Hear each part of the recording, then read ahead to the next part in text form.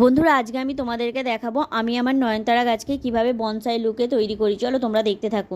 নমস্কার বন্ধুরা, আমি দীপানিতা চলে এলাম তোমাদের জন্য আবারও একটা নতুন ভিডিও নিয়ে। আর আমার নয়নতারা গাছগুলোকে দেখে বুঝতেই পারছো যে গাছগুলো কত সুন্দর বনসাই রূপে তৈরি হয়ে গেছে। তোমরাও কিন্তু ছাদ বাগানে এইরকম নয়নতারা গাছ বনসাই রূপে তৈরি করতে পারো।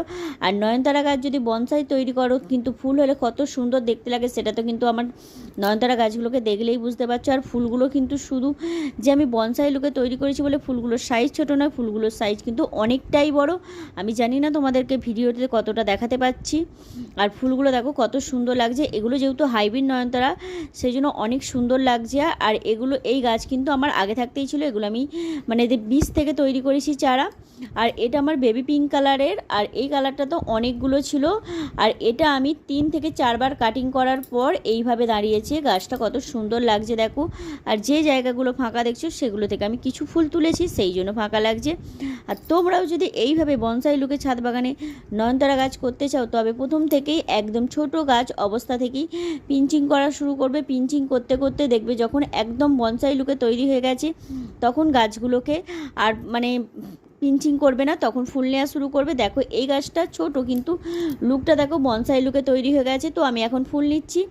আবার যখন দেখবো দানা এসে যাচ্ছে কি বীজ তৈরি হয়ে যাচ্ছে তখন কিন্তু আবার আমি গাছটাকে কাটিং করে নেবো। কারণ বীজ নিলে কিন্তু গাছটার বয়স হয়ে যাবে, তখন কিন্তু গাছটা বীজের দিকেই খেয়াল দেবে, তখন আর ফুল দেবে না ভালো। আর আমি তোমাদেরকে দেখাচ্ছি যে আমি কিন্তু যখন পিঞ্চিং করি ফুলের মায়া করি না, তোমাদেরকে একবার কাটিং করে দেখিয়ে দিলাম।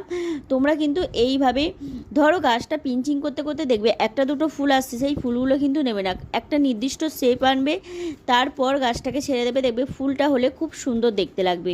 আর তোমরা যারা নতুন ছাদ বাগান করতে চাইছো তারা কিন্তু এই নয়নতারা গাছ দিয়ে শুরু করতে পারো। আর নয়নতারা গাছ কিন্তু এরম বনসাই লুকে খুব সুন্দর দেখতে লাগে। আমার নয়নতারা গাছগুলো দেখে তোমরা নিশ্চয়ই বুঝতে পারছো। আর আমার ভিডিওটা যদি তোমাদের ভালো লেগে থাকে লাইক কমেন্ট শেয়ার করে পাশে দেখো। আর চ্যানেলে নতুন হয়ে থাকলে সাবস্ক্রাইব করো। চলো আজকের মতো এটুকুই। আর আমার ভিডিওটা দেখার জন্য তোমাদেরকে অনেক অনেক ধন্যবাদ।